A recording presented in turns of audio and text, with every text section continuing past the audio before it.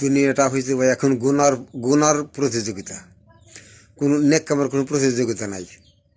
মানুষ খালি গুনায় লিপ্ত, কে কত গুনাহ করতে পারে, কিন্তু কে নেকি করতে পারে নেক কাজের দিকে মানুষ নাই, খুব কম। নেক কাজের দিকে মানুষ খুব কম, গুনার দিকে মানুষ বেশি, গুনার দিকে মানুষ অগ্রসর বেশি।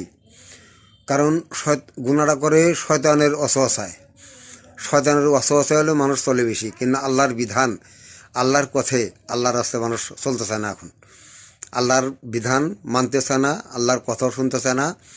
শয়তান যে অসহসা দেয়, এই শয়তানের দিক দিয়ে অগ্রসর হয় বেশি, শয়তানের কথা মানুষ শুনে বেশি, কাজেই গুনার দিকে মানুষ লিপ্ত হয় বেশি।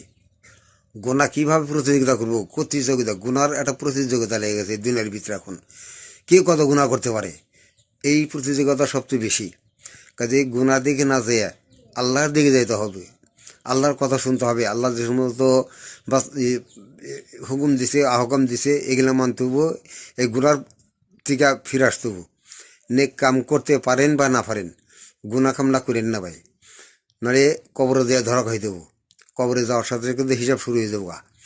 হ্যাঁ, কবরে হিসাবে ধরা খাই দেবো, কবরে ধরা খাই দেবো।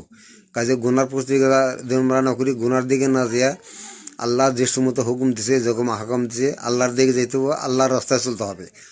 ভাই আমার কথাগুলো যদি ভালো লাগে ভাই একটু সাবস্ক্রাইব করে দিন, আর ইউটিউবে দেখলে ভিডিওটা ফলো করে দিন, অনুরোধ রইল।